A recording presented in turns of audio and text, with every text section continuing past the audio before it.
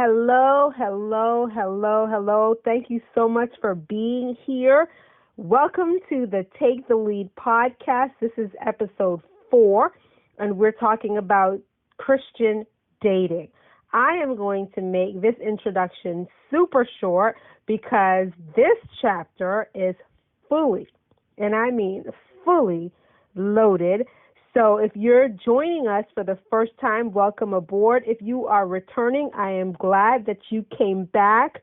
For those of you who don't know me, my name is Gia Roberts. I am an educational leader. I am a licensed minister. I am a self-proclaimed young adult aficionado. I am a wife, a mother, and all those wonderful things that come along with living and loving people. I am also the author of Take the Lead, a survival guide for young adult Christians, and we're diving into my book, Chapter 4.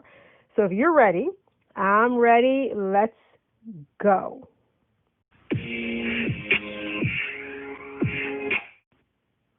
So I'm going to just start off by saying 5 minutes really is not a whole lot of time to talk about Christian dating, but I'm going to do the best I can to cover as much as I can within these 5 minutes. And if I go over just a tad, I'm sure you'll forgive me, but I'm going to try to cover it.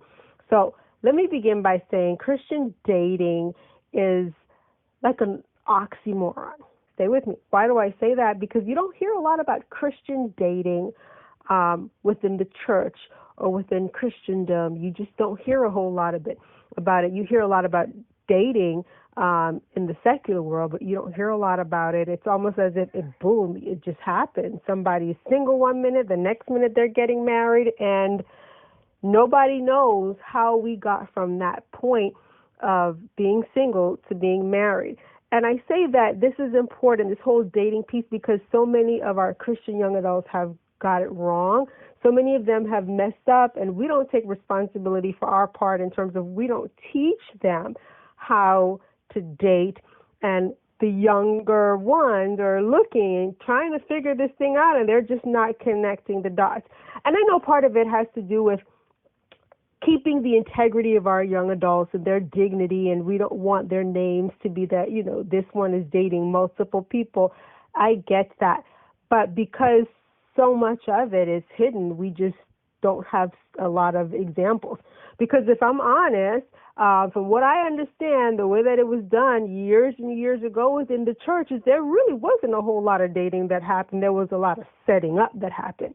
So this one had a daughter and this one had a son, and they just set them up, and there was not a whole lot of let's get to know each other and let's get to, and that did happen, but there was a lot of, setting up, and there was a lot of marriages that didn't work because of it. So we're trying to avoid that for our young adults today. And one of the things that we could do to avoid that is, and I talk about it in the chapter, is we want to make sure that we have a purpose for our dating, right? So we want to date, we want to give young people, young adults, an opportunity to get to know somebody, and to find out if this is the right person, if this person is who God has for them. But in order to do that, we have to, number one, date for a purpose. When we're dating to find a mate. We got to have an idea of what is important to us and what is not important to us, and what things we are willing to compromise. And don't let anyone tell you that you don't have to compromise, because that's not the truth. What things you're willing to compromise on, but compromising is different from red flags. Forgive me if I feel like I'm speaking 100 miles a minute. I just want to get a whole lot in a short period of time.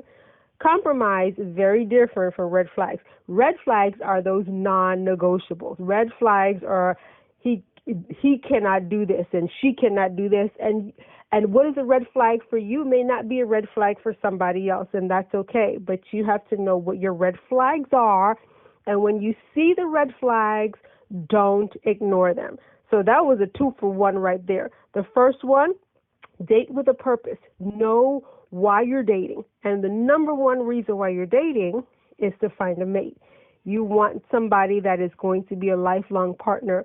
And regardless of what we think about dating, it's natural. It's okay. The Bible says he who finds, right? He's got to be looking. He's got to be talking and having conversations.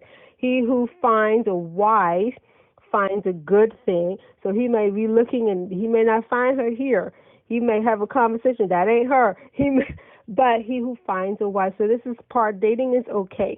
But you have to date with a purpose, and you have to date knowing that I am eventually going to be married, and the things that I do along the way are going to contribute to what I bring to the table to a wife or to a husband.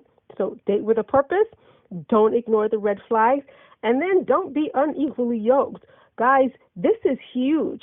And I know sometimes we hate to hear it because we find somebody that may check off all the boxes, but if they are not, as a young adult Christian, heaven bound, you're going to find yourself splitting like hairs because you're going in two different directions. It's bound to happen.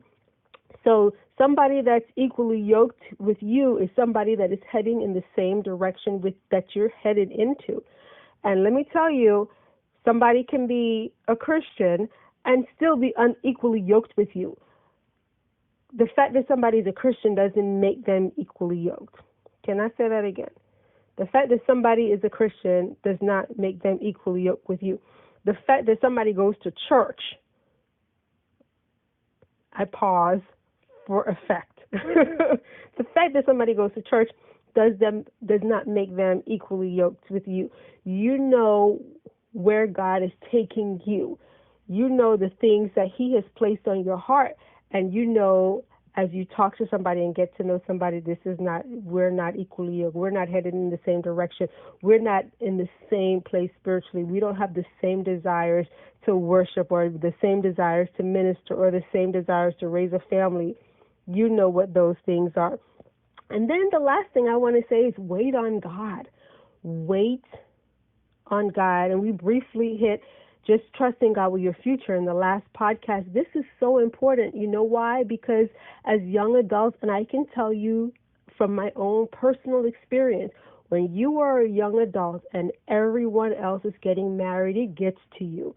When you are a young adult and everybody else is having children and you desire to have children, it gets to you. When you are a young adult and everybody else seems to be prospering in their business, in their education, in whatever area it is, it gets to you. But I encourage you to wait on the Lord. Be of good courage. Allow him to bring that right person to you. Don't jump ahead of him. Don't jump ahead of him. Don't take the bull by the horn. Don't say, I'm going to do what I want to do. Wait on God, trust the process, and let him allow the right person to come in, and it will happen. If it's supposed to happen, it will happen.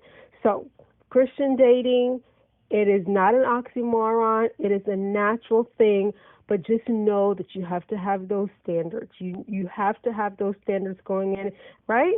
And you're going to be able to laugh and talk about it, but make sure you have those standards about what you want. If you know a young adult who is dating, a young adult who is getting ready to embark on that, somebody that is interested in getting married, share this podcast with them. Until next time, guys, y'all be good. I love you. I mean it. We'll see you for chapter 5.